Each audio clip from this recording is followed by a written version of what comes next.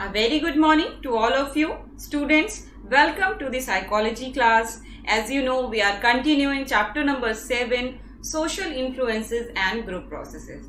And we had already completed the topic what is group, ठीक है, how we frame group, ठीक है, किस तरह से group formation होता है, what are the factors which are influencing the group formation, the stages of group formation, after that the concept of social influences. ठीक है, so in the social influences we understand the three major term: conformity, compliance and obedience. Okay, and in just previous video we had discussing the conformity. Okay, and we already understand the concept of conformity. So today we continue the topic conformity, and today we are going to discuss the experiments which are related to the conformity and the factors which are influencing the conformity. Okay, so today's topic is continue the conformity.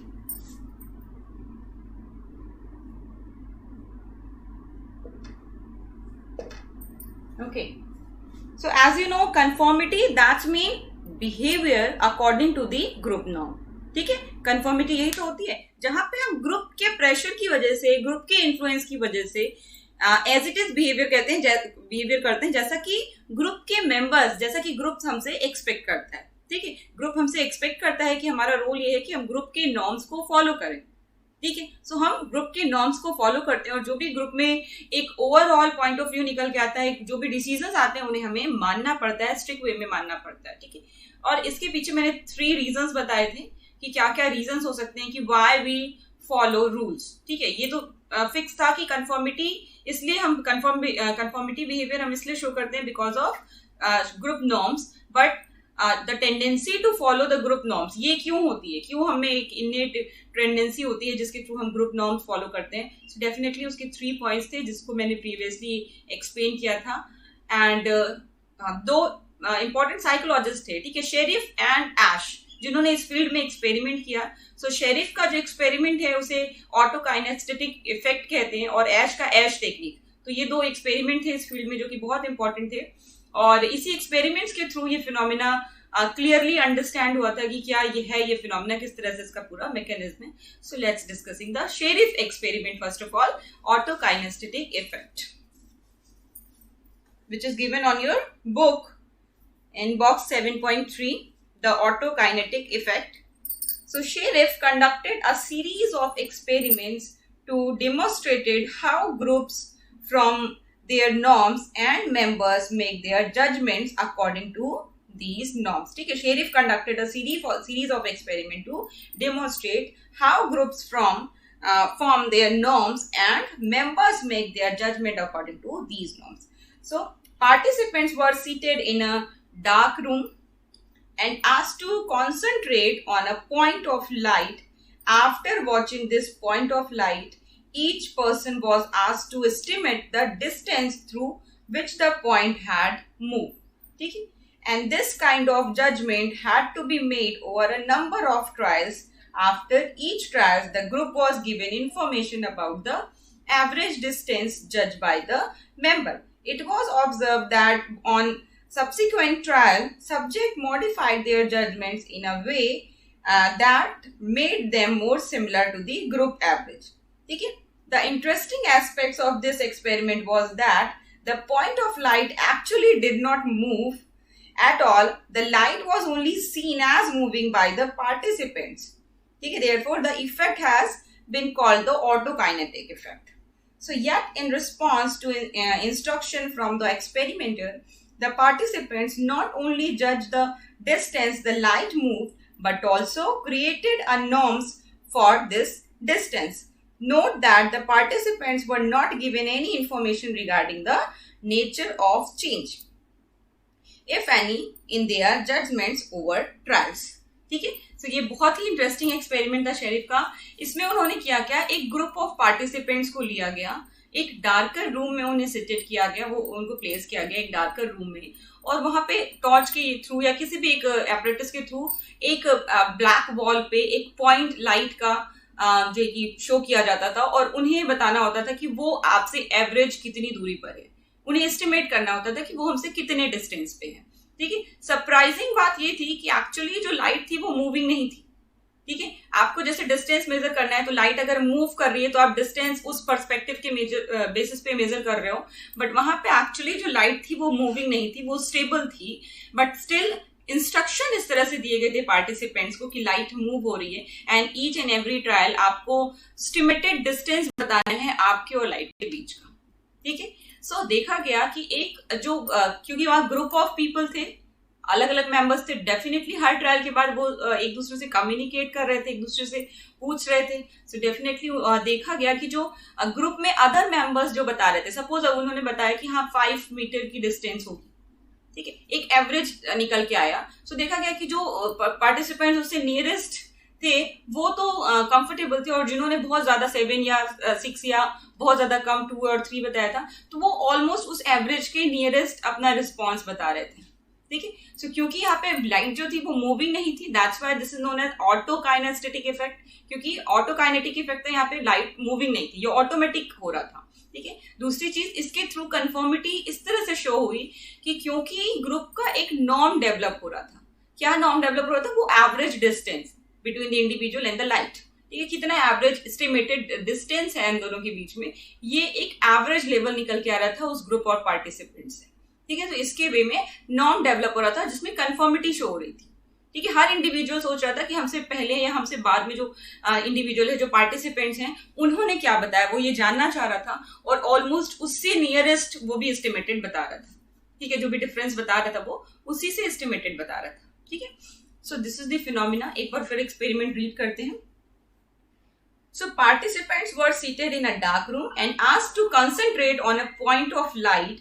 After watching this point of light, each person was asked to estimate the distance through which the point had moved. ठीक है, कहाँ कहाँ वो जो point था वो move कर रहा था, वो उसका एवरेज डिस्टेंस बताना था।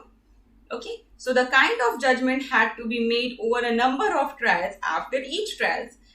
ठीक है, कई बार ऐसा किया गया, and after each trial the group was given information about the average distance judged by the members. ठीक है, उनको इन्फॉर्म किया जा रहा था कि जो अदर मेंबर्स थे उन्होंने क्या एवरेज डिस्टेंस बताया था, ये इनको इन्फॉर्म किया जा रहा था। तो इससे इनका डिसीजन जो था, इनका जो आंसर था वो इन्फ्लुएंस हो रहा था definitely.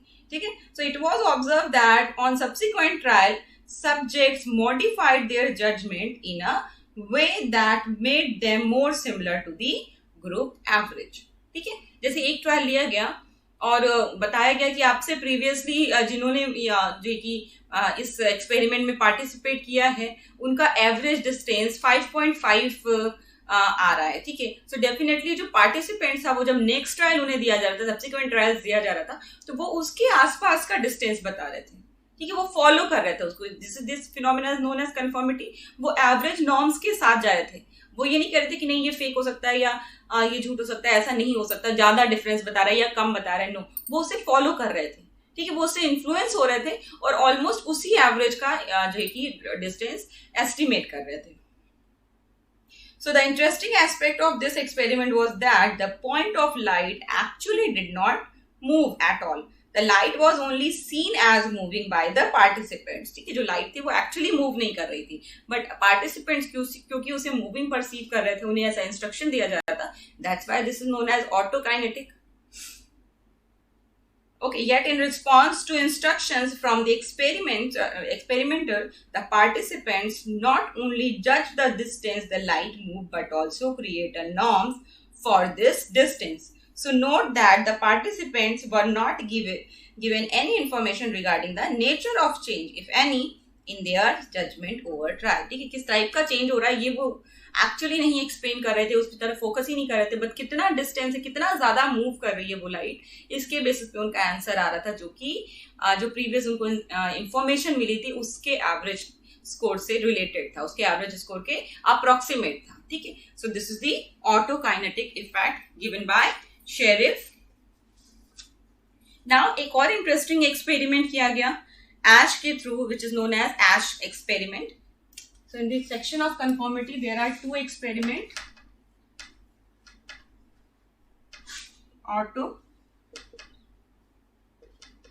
Autokinetic effect given by Sherif.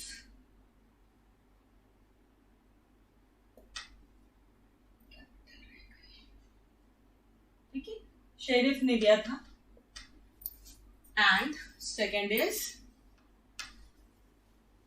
The Asch technique.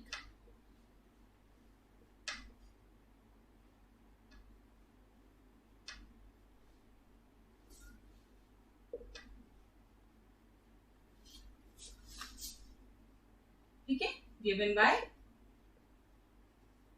Ash.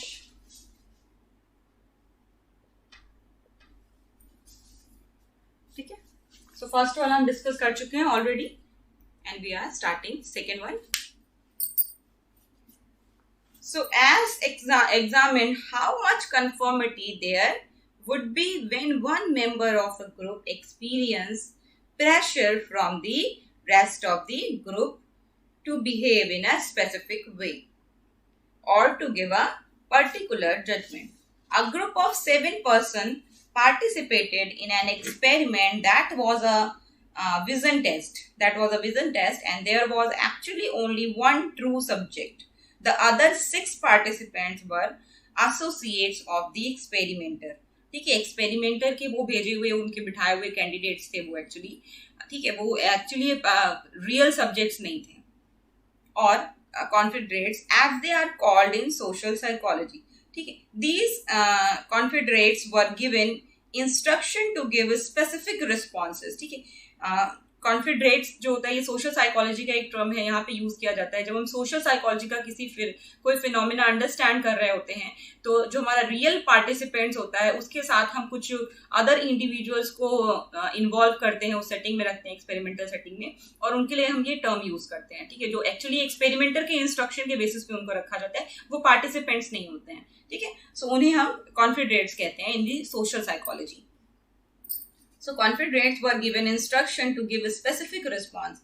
Of course, this was not known to the true subject. All participants were shown a vertical line, okay, standard line, that had to be compared with 3 vertical lines of different lengths. Okay, A, B, C. Comparison that had to be compared with 3 vertical lines of different length, A, B, and C. Comparison line, okay. And participants has to state which of the comparison line was equal to the standard line, okay? And which the experimenter began each participants by turn announced her or his answer. क्या करना था इसमें, 7 candidate को लिया गया था, ठीक है, जिसमें से सिर्फ एक जो था वो एक्चुअल सब्जेक्ट था, बाकी के 6 कौन थे, वो कॉन्फिडेंस थे जिन्हें एक्सपेरिमेंटर ने अपने एक्सपेरिमेंटर के एसोसिएट्स थे वो उन्होंने उस एक्सपेरिमेंट में बैठाया था उसके सब्जेक्ट कैंडिडेट को इन्फ्लुएंस करने के लिए। ठीक है, सो डेफिनेटली बाकी जो 6 कैंडिडेट थे, जो 6 पार्टिसिपेंट्स थे, उन्हें गिवन इंस्ट्रक्शन था एक्सपेरिमेंटर का कि किस तरह से आपको रिस्पॉन्स करना है, उनका रिस्पॉन्स फिक्स था, जबकि जो ट्रू सब्जेक्ट है उसके रिस्पॉन्स का स्टडी किया जा रहा था। ठीक है, सो यहाँ पे किया क्या गया, इनको एक स्टैंडर्ड लाइन दी गई। ठीक है, suppose this is the standard line, एक स्टैंडर्ड लाइन उनके सामने प्रेजेंट की गई। ठीक है, उसके बाद उनको A, B, C, ठीक है, ऐसे A, B, C line present की गई। इसमें तो ज्यादा ही क्लियर दिख जा रहा है, अगर ना हो तो भी, ठीक है, ये 3 लाइन उनके सामने सैंपल लाइन दी गई, कंपैरिजन लाइन जिसे हम कह रहे हैं, और उन्हें बताना था, सब्जेक्ट्स को क्या करना था, ये लाइन देखनी थी और उसके बाद उनको बताना था कि which line is exactly same length. ठीक है, हमारी जो स्टैंडर्ड लाइन है,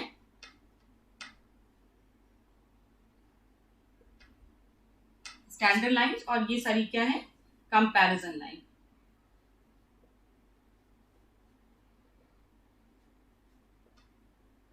ठीक है, ये स्टैंडर्ड लाइन है और ये कंपैरिजन लाइन है। कैंडिडेट्स को, जो पार्टिसिपेंट्स थे, उन्हें क्या करना था, इन तीनों लाइन को देखना था, इस लाइन को देखना था, और इसकी लेंथ की एग्जैक्टली मैचिंग लाइन जो थी उसे बताना था। ठीक है, जैसे हमको बताना था, कैंडिडेट, कोई भी कैंडिडेट कह सकता है कि ये इसकी जो लेंथ है उसकी सेम लेंथ की ए है। ठीक है, जो ए लाइन है is the same length as the standard line. ठीक है, स्टैंडर्ड लाइन की सेम लेंथ वाली लाइन ये ए है। ठीक है, तो इस तरह से उन्हें बताना था।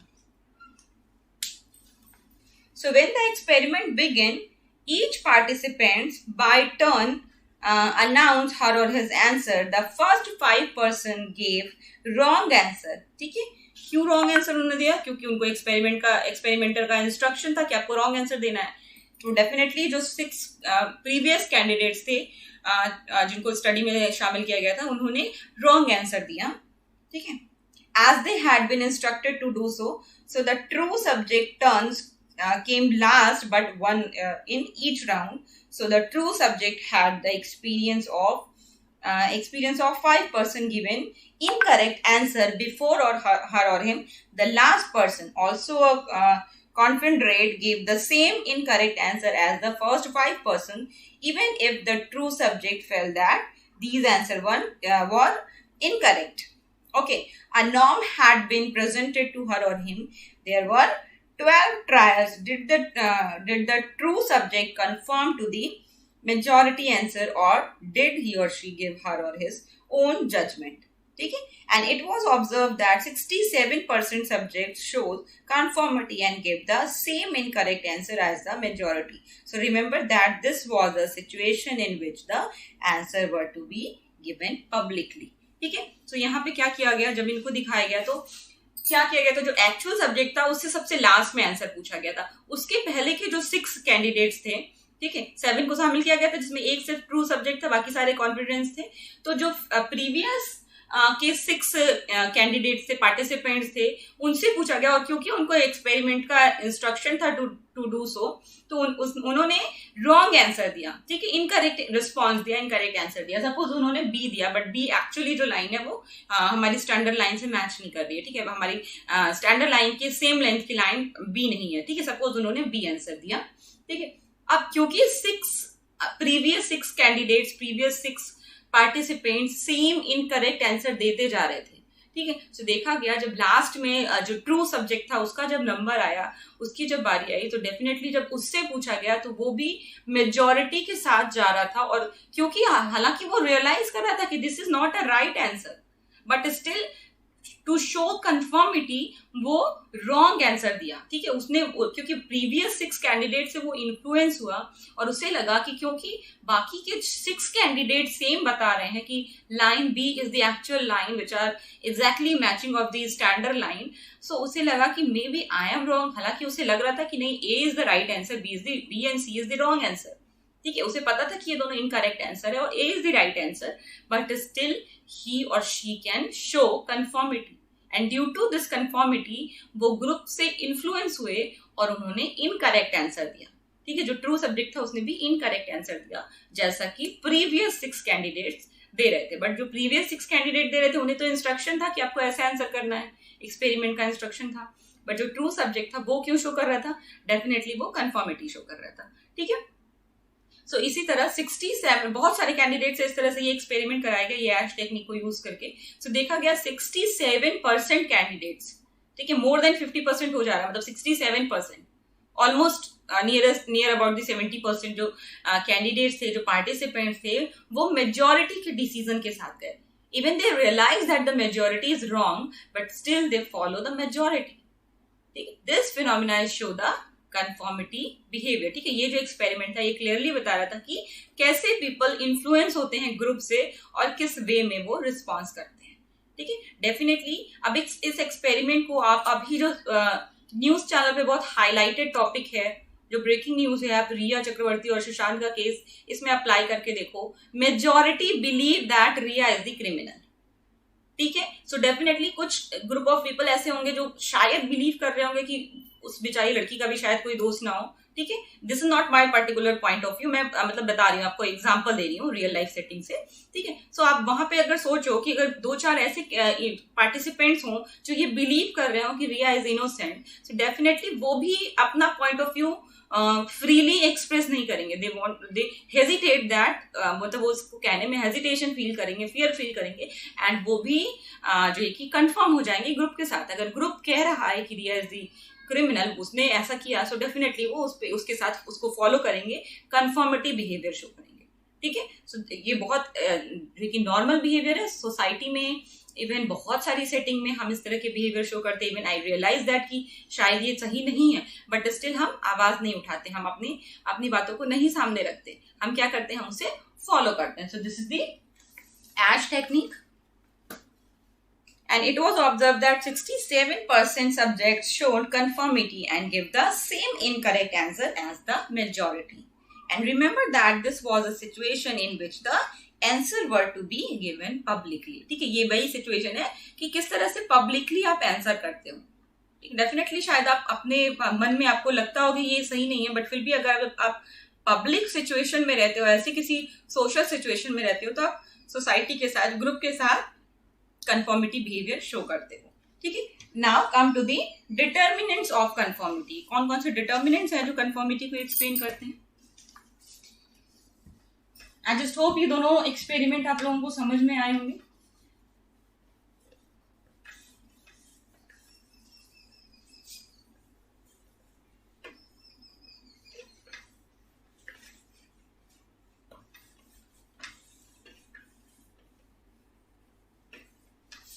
Okay, the next topic is determinants of conformity.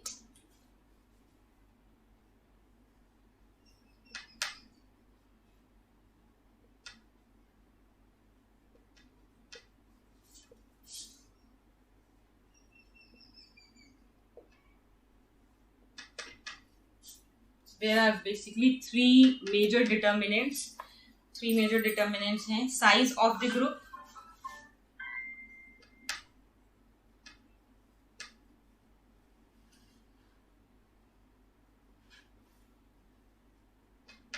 second is size of the minority,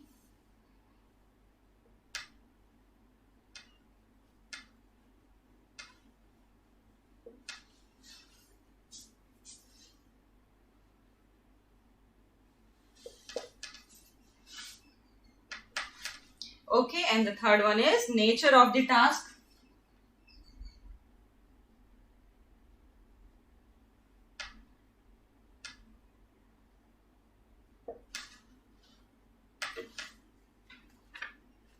Fourth is public or private expression of behavior. Public or private expression of behavior.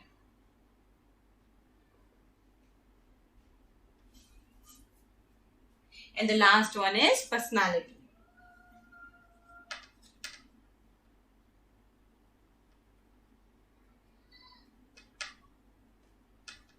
ठीक है, तो ये 5 पॉइंट है जो एक्सप्लेन करते हैं डिटर्मिनेंट्स ऑफ कंफर्मिटी. वो factor, वो पॉइंट्स जो एक्सप्लेन करेंगे कि हम किस सिचुएशन में और क्यों कंफर्मिटी बिहेवियर शो करते हैं. Okay, so one by one discuss करते हैं. First of all, size of the group. Conformity is the greater when the group is small than when the group is large. So why does it happen? ठीक है, conformity अगर आपका smaller group है तो वो ज्यादा शो होती है, और अगर larger group है तो conformity कम शो होती है. ठीक है, why does it happen? So it is easier for a deviant member, ठीक है, one who does not conform, to be noticed in a small group. However, in a large group, if there is strong agreement among most of the members, this makes the majority stronger, and therefore the norm is also stronger. So in such a case, the minority members would be more likely to conform because the group pressure would be stronger. ठीक है, जब smaller group होता है तो क्योंकि हर individual clearly identify हो रहा होता है इस ग्रुप में, ठीक है, माइनॉरिटी बनने के चांसेस नहीं होते हैं क्योंकि ग्रुप ही एक्चुअली बहुत स्मॉल रहता है. सो वहां पे ग्रुप प्रेशर जो है, उसकी स्ट्रेंथ जो है वो ज्यादा होती है. दैट्स वाई वहां पे कंफर्मिटी बिहेवियर ज्यादा शो होता है in comparison to larger group. अगर लार्जर ग्रुप है तो मे बी माइनॉरिटी जो है वो भी मेजॉरिटी के इक्विवेलेंट हो सकती है, क्योंकि माइनॉरिटी भी बहुत ज्यादा माइनॉरिटी नहीं होती. ठीक है, एक दो इंडिविजुअल की माइनॉरिटी नहीं होगी. डेफिनेटली माइनॉरिटी भी जो होगी उसकी भी एक पर्टिकुलर स्ट्रेंथ होगी. ठीक है, तो क्योंकि वहां पे सोशल वे में सोशल आइडेंटिफिकेशन ज्यादा नहीं होता, आपकी पर्सनल आइडेंटिटी बहुत ज्यादा हाईलाइटेड नहीं होती है, आप रिकॉग्नाइज नहीं किए जाते ग्रुप में. दैट्स वाई वहां पे आपको कंफर्मिटी बिहेवियर शो करने का बहुत ज्यादा प्रेशर नहीं रहता, ग्रुप प्रेशर नहीं रहता, and that's why you show less conformity in the larger group. Okay, so this is the size of the group. जैसे जैसे ग्रुप का साइज बड़ा होता जाएगा, कंफर्मिटी बिहेवियर डिक्रीज होता जाएगा. और जितना स्मॉल ग्रुप रहेगा उतना ज्यादा ग्रुप प्रेशर रहेगा, उतना ज्यादा कंफर्मिटी बिहेवियर के चांसेस रहेंगे, हम कंफर्मिटी शो करेंगे. ठीक है. Now second is size of the minority. So take the case of as experiment. Suppose the subject find that after some round of judgment of the line, there is another participant who start agreeing with the subject's answer. Would the subject now be more likely to confirm or less likely to do so?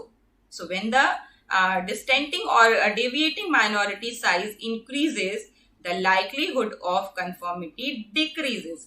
In fact, it may increase the number of dissented or non-conformist in the group. ठीक है. Suppose यही experiment जो x का experiment है, इसी को आगे continue किया जाए. 7 कैंडिडेट्स की जगह सपोज 20 कैंडिडेट्स को पार्टिसिपेट करने को कहा जाए इस एक्सपेरिमेंट में. एंड बिफोर 7 कैंडिडेट जो रियल कैंडिडेट है, जो रियल पार्टिसिपेंट्स है, जो सब्जेक्ट है, उससे एक्सपेरिमेंट कराया जाए. और आफ्टर दैट कुछ और पीपल से एक्सपेरिमेंट कराया जाए जो कि कंफर्मिटी बिहेवियर ना शो करें, जो कि राइट आंसर दे. ठीक है. जो करेक्ट आंसर है वो रिस्पॉन्स करें. ठीक है. सो देखा जाएगा कि कुछ ट्रायल्स के बाद जो सब्जेक्ट होगा वो भी प्रीवियस 6 कैंडिडेट से कम इन्फ्लुएंस होगा, और बल्कि जो लास्ट के 2-3 कैंडिडेट जिन्होंने राइट रिस्पॉन्स किया, करेक्ट रिस्पॉन्स किया, उनसे इन्फ्लुएंस होगा. और वो मिल के 2-3 लोग एक माइनॉरिटी बनाने लगेंगे. ठीक है. जो कि राइट आंसर का ग्रुप बन जाएगा, और बाकी रॉन्ग आंसर वाले, इनकरेक्ट आंसर वाले एक ग्रुप में आ जाएंगे. ठीक है. तो एक माइनॉरिटी ग्रुप फ्रेम होने लगेगा. ये क्यों होता है? क्योंकि जो डेविएंट होते हैं, जो सोशल नॉर्म से डेविएंट हुए हैं, जो सोशल नॉर्म को नहीं फॉलो कर रहे हैं, वो उनका सपोर्ट में कोई आने लगता है. ठीक है. वो मिलके एक और माइनॉरिटी बनाने लगते हैं. ठीक है. So this is the size of the minority. जितनी कम लोगों की साइज रहेगी उतनी ज्यादा ये बिहेवियर शो होगा, और जितना ज्यादा कैंडिडेट रहेंगे, जितना ज्यादा बड़ा ग्रुप रहेगा, वहां पे माइनॉरिटी बनने के चांसेस उतने ज्यादा रहेंगे, तो वहां पे कंफर्मिटी बिहेवियर उतना कम शो होगा. Okay.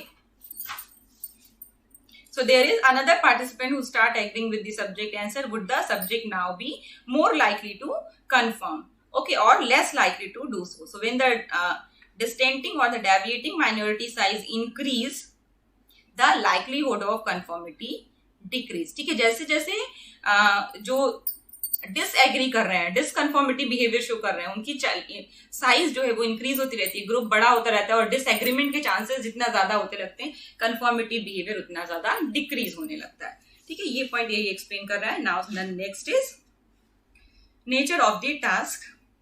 So in Asch experiment the task required an answer that could be verified and could be correct और इनकरेक्ट.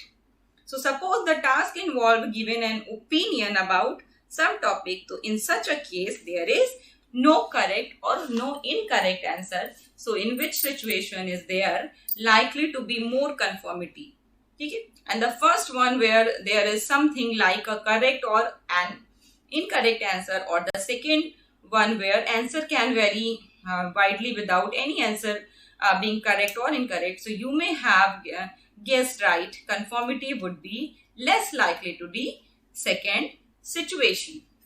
ठीक है. कंफर्मिटी कहाँ ज्यादा होगी, किस सिचुएशन में? नेचर ऑफ द टास्क की अगर हम बात करें, सो डेफिनेटली जो ऐसे टास्क हैं जिनका एक प्री डिसाइडेड आंसर है, ठीक है, राइट रॉन्ग करेक्ट इनकरेक्ट वे में, ओपन एंडेड नहीं है, क्लोज एंडेड टाइप के आंसर्स हैं, जिनमें वहां पे कंफर्मिटी के चांसेस ज्यादा हैं.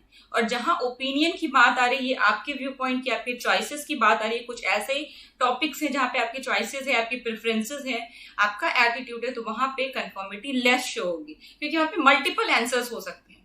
ठीक है. हो सकता है कि आपको वो चीज पसंद हो, किसी और को ना पसंद हो, उससे बहुत फर्क नहीं पड़ता होगा, क्योंकि देयर इज नो राइट और रॉन्ग रिस्पॉन्सेस. ठीक है. सो वहां पे कंफर्मिटी बिहेवियर क्या होगा? डेफिनेटली डिक्रीज होगा, कम कंफर्मिटी शो होगी in comparison to those group जहां पे जो आंसर है, जो टास्क है, वो टास्क का नेचर राइट और रॉन्ग, करेक्ट और इनकरेक्ट के बेसिस पे, क्लोज एंडेड टाइप के आंसर्स. ठीक है. तो वहां पे लेस कंफर्मिटी शो होगी. This is all about today students. The other 2 points वो हम नेक्स्ट क्लास में कंटिन्यू करेंगे. This is all about today. So today you understand the concept of conformity, And the very important thing is to experiment the autokinetic effect given by Sheriff and the ASH technique. ठीक है, ये दोनों experiment आपने understand किया जो कि conformity की field में बहुत ही इंपॉर्टेंट एक्सपेरिमेंट है एंड आपके एग्जाम पॉइंट ऑफ व्यू से भी बहुत ही इंपॉर्टेंट है. And we started determinants of conformity and we completed the three topic, the 3 point, that's mean the size of the group, size of the minority and the nature of the task. Other 2 point we will discuss in the next video. Thank you so much, students.